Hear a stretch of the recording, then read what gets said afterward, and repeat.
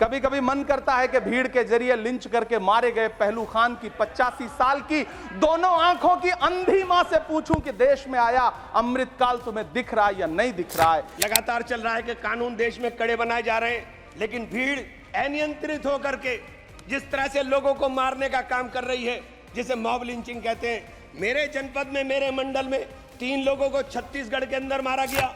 कि जितना देश दूसरों का असर इतना हमारा भी है। हम मरने के लिए पैदा नहीं हुए, जो चाहता हमारी हत्या कर देता है।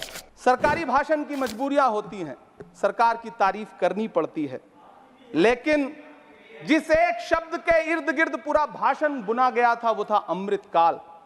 सभापति महोदय, छात्र नौकरी मांगने पर लाठियां खा रहे हैं, 2 जून की रोटी मुहाल है, पेपर लीक ने लाखों छात्रों का भविष्य चौपट कर दिया है और देश को बताया जा रहा है कि अमृतकाल आया है। कभी कभी मेरा मन करता है कि मणिपुर में निर्वस्त्र करके घुमाई गई बेटियों से पूछूं कि अमृतकाल आया है या नहीं आया है।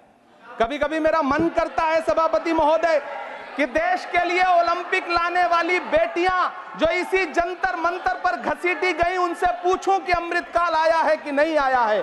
कभी कभी मेरा मन करता है कि रात के 2 बजे बिना परिवार की मर्जी के हाथरस में जलाई गई उस दलित बिटिया जो बलात्कृत थी, उसको स्वर्ग में संदेशा भेजूं और उससे पूछूं कि आया हुआ अमृतकाल तुम्हें दिख रहा है या नहीं दिख रहा है।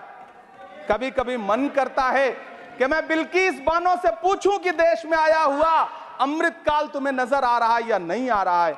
सभापति महोदय, कभी कभी मन करता है कि भीड़ के जरिए लिंच करके मारे गए पहलू खान की 85 साल की दोनों आंखों की अंधी मां से पूछूं कि देश में आया अमृतकाल तुम्हें दिख रहा है या नहीं दिख रहा है। कभी कभी मन करता है कि ईद के कपड़े खरीद कर लौट रहे 17 साल के हाफिज जुनैद से पूछूं, जिसे बल्लभगढ़ में ट्रेन में लिंच करके मार दिया गया, कि अमृतकाल आया है या नहीं आया है। कभी कभी मन करता है नजीब की मां से पूछूं, कभी कभी मन करता है कि तबरेज अंसारी की विधवा से पूछूं, कभी कभी मन करता है कि सहारनपुर के उन 3 बच्चों से पूछूं जिन्हें छत्तीसगढ़ में लिंच करके मार दिया गया।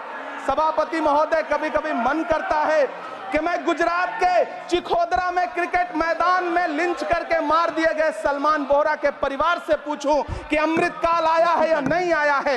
कभी कभी मन करता है कि मैं अलीगढ़ के औरंगजेब उर्फ फरीद से पूछूं, जिसे लिंच करके मार दिया गया और बाद में उसी मृतक के ऊपर डकैती का मुकदमा कायम किया गया।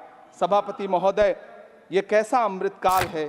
आप बार बार मान्यवर लगातार चल रहा है कि कानून देश में कड़े बनाए जा रहे हैं, लेकिन भीड़ अनियंत्रित होकर के जिस तरह से लोगों को मारने का काम कर रही है, जिसे मॉब लिंचिंग कहते हैं। मेरे जनपद में, मेरे मंडल में 3 लोगों को छत्तीसगढ़ के अंदर मारा गया। मान्यवर, उत्तर प्रदेश के अंदर, अलीगढ़ के अंदर इस प्रकार के भीड़ तंत्र ने एक व्यक्ति की हत्या की। मान्यवर, आगरा के अंदर 2 लोगों ने आत्महत्या की, केवल पुलिस के उत्पीड़न से तंग आकर के। मान्यवर, फिरोजाबाद के अंदर एक कैदी मारा गया, जो पुलिस सही सलामत उठा करके ले गई। जो ये हालात देश के अंदर बन रहे हैं, आप कानून सख्त करने की बात कर रहे हैं मान्यवर, ये कानून सख्त करने से केवल काम नहीं चलेगा, उसके ऊपर अमल करने से काम चलेगा। मान्यवर, अमल होना चाहिए। Please conclude please. 2 मिनट मान्यवर, बस 2 मिनट में कर। सभापति जी, अपनी बात को खत्म करते हुए मैं आपसे कहना चाहता हूं कि जितना देश दूसरों का असर इतना हमारा भी है। हम मरने के लिए पैदा नहीं हुए, जो चाहता हमारी हत्या कर देता है।